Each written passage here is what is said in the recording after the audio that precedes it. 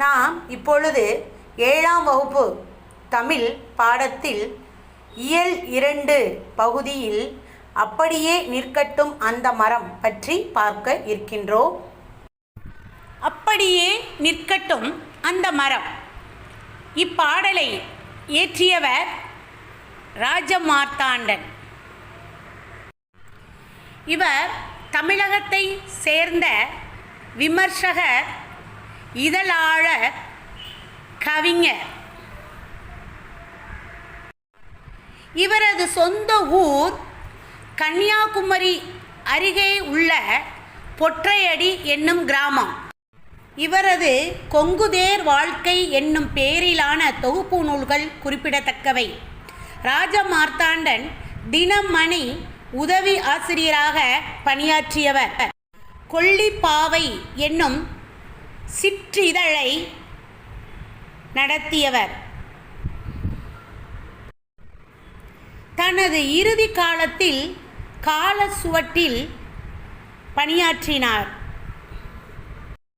இவர் நிறைய கவிதைகள் எழுதியிருந்தாலும் ராஜமார்த்தாண்டன் ஒரு சிறந்த கவிதை விமர்சகராகவும் திறன் ஆய்வாளராகவும் முன்வைக்கப்படுகிறார். இவர் எழுதிய ராஜமார்த்தாண்டன் கவிதைகள் எனும் நூல் தமிழ்நாடு அரசின் தமிழ் வளர்ச்சித்துறையின் 2002ஆம் ஆண்டுக்கான சிறந்த நூல்களில் புது கவிதை என்னும் வகைப்பாட்டியல் பரிசு பெற்றிருக்கிறது. இவர் இயற்றிய நூல்கள் அப்படியே நிற்கட்டும் அந்த மரம் கவிதைகள் அஜிதா பதிப்பகத்தில், என் கவிதை கவிதைகள், ராஜமார்த்தாண்டன் கவிதைகள் கவிதைகள் தமிழினி வெளியீடு,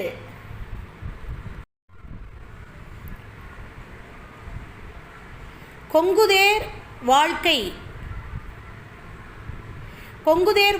தொகுதி 2, கொங்குதேர் வாழ்க்கை தொகுதி 3,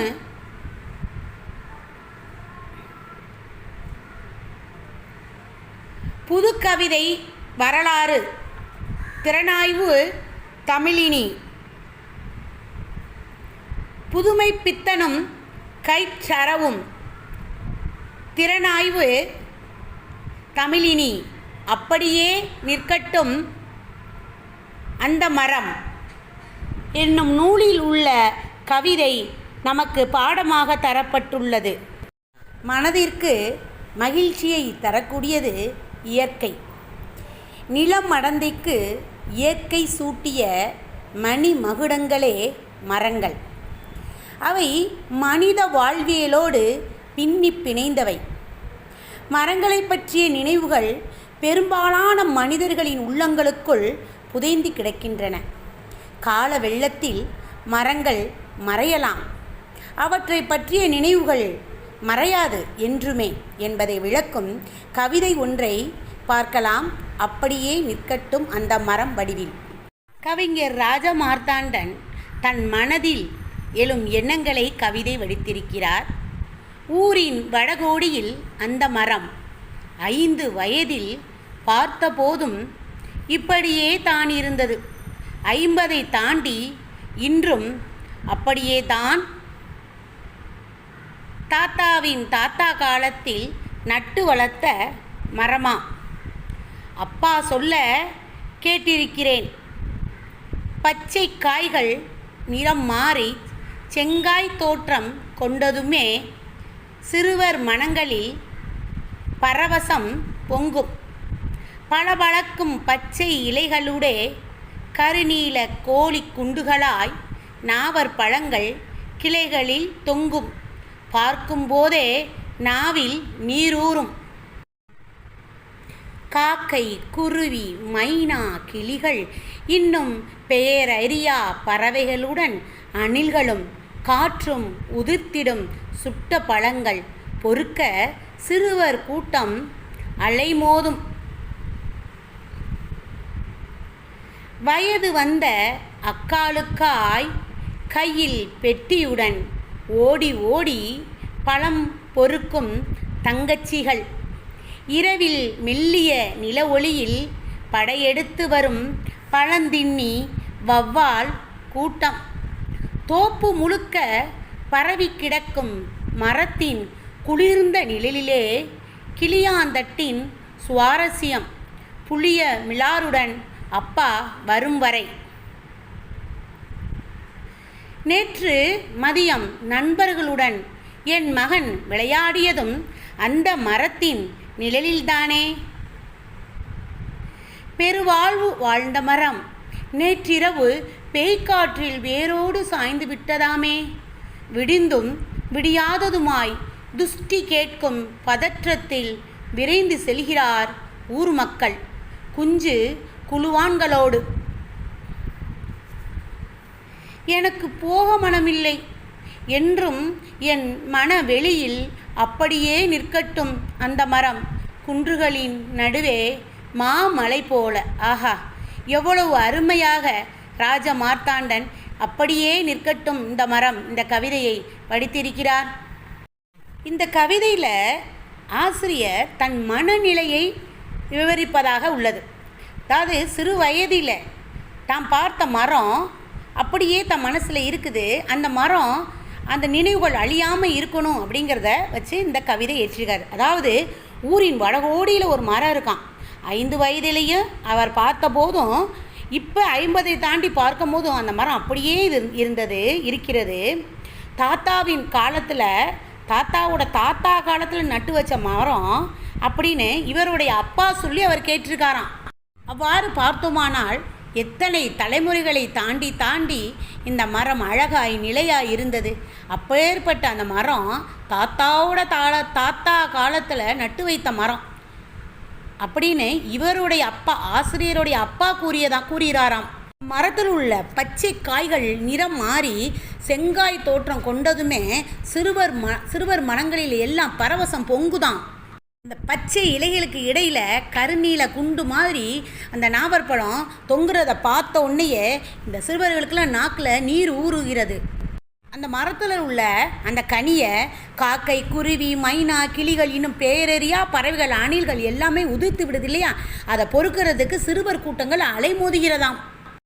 வயது வந்த அக்காளுக்காக கையில் பெட்டியோட ஓடி ஓடி பழம் பொறுக்குறாங்களாம் தங்கச்சிமார்கள். மெல்லிய நில ஒளியில் இரவு நேரத்தில் படையெடுத்து வருதான் பழந்தினி வௌவால் கூட்டம். தோப்பு முழுக்க பரவி கிடக்கும் அந்த மரத்தோட குளிர்ந்த நிழலில் கிளியாந்தட்டின் சுவாரஸ்யம். எப்போ? அப்பா புளிய மிலாருடன் வரும் வரை. அந்த மரத்தின் நிழலில் தானே நேற்று மதியம் என் மகன் தன் நண்பர்களோடு விளையாடினான். பெருவாழ்வு வாழ்ந்த மரமாச்சே. நேற்றிரவு அடித்த இந்த பேய் காற்று, சூறாவளி காற்றில் இப்படி விழுந்துருச்சே. அந்த பதட்டத்தில் ஊர் மக்கள் எல்லாம் விடிந்ததும் விடியாததுமா குஞ்சு குழுவான்களோடு, அதாவது தன்னோட பிள்ளை குட்டிகளோடு போய் பார்க்க போகிறாங்களாம் அந்த மரத்தை. அப்பேற்பட்ட அந்த மரத்தை துக்கம் விசாரிக்க போகிறாங்களாம். ஆனால் ஆசிரியருடைய மனநிலையோ போக மனசில்லை. அவருக்கு போக மனம் வரலை. என் மனதில் அந்த அழகான மரம் அது அப்படியே இருக்கட்டும். இப்போ அந்த விழுந்து கிடக்கக்கூடிய அந்த மரத்தை பார்த்தா என் மனதானது தாங்காது. அந்த மனதில் அந்த அழகான மரம் மறைந்து விடும். அதனால் எனக்கு போக மனமில்லை என்றும் என் மன வெளியில் என் மனதில் அப்படியே நிற்கட்டும் அந்த மரம் குன்றுகளின் நடுவே மாமலை போல. என் மனதில் என்றும் நிலையா அழகான கனி கொடுக்கக்கூடிய நிழல் கொடுக்கக்கூடிய அந்த மரமானது அழகான தோற்றத்தில் அப்படியே இருக்கட்டும். மனதை விட்டு அகலாமல் அப்படியே நிற்கட்டும் அந்த மரம் அப்படின்னு இந்த ஆசிரியர் தன்னுடைய மன கருத்தை வெளியிடுறாரு. ராஜ மார்த்தாண்டன் அப்படியே நிற்கட்டும் அந்த மரம். நம் பாடப்பகுதியில் மதிப்பீடு பகுதியை பார்ப்போம். சரியான விடையை தேர்ந்தெடுத்து எழுதுக. நாவற்பழத்திற்கு ஓமையாக கூறப்படுவது எது? பச்சை இலை, பச்சைக்காய், கோழிக்குண்டு, செங்காய். சரியான விடை கோழிக்குண்டு. சுட்ட பழங்கள் என குறிப்பிடப்படுபவை எது? மண் ஒட்டிய பழங்கள், சூடான பழங்கள், வேக வைத்த பழங்கள், சுடப்பட்ட பழங்கள். சரியான விடை மண் ஒட்டிய பழங்கள். பெயரறியா என்னும் சொல்லை பிரித்து எழுதக் கிடைப்பது பெயர கூட்டல் ரியா, பெயர் கூட்டல் ரறியா, பெயர் கூட்டல் அறியா, பெயர கூட்டல் அறியா. சரியான விடை பெயர் கூட்டல் அறியா. மனமில்லை என்னும் சொல்லை பிரித்து எழுத கிடைப்பது மன கூட்டல் மில்லை, மனம் கூட்டல் மில்லை, மனமீ கூட்டல் இல்லை, மனம் கூட்டல் இல்லை. சரியான விடை மனம் கூட்டல் இல்லை. நேற்று கூட்டல் இரவு என்பதனை சேர்த்து எழுத கிடைப்பது நேற்று இரவு, நேற்றரவு, நேற்றிரவு, நேர் இரவு. சரியான விடை நேற்றிரவு. ஆவண்ணா நேற்றிரவு. இதுவரை நாம் அப்படியே நிற்கட்டும் அந்த மரம் பாடப்பகுதியில் உள்ள சரியான விடையை தேர்ந்தெடுத்து எழுதுக பற்றி பார்த்தோம். இப்பொழுது இந்த கவிதையில் கொடுக்கப்பட்டுள்ள சொல்லும் பொருளும் பார்ப்போம். பரவசம் மகிழ்ச்சி பெருக்கு. துஷ்டி கேட்கும்.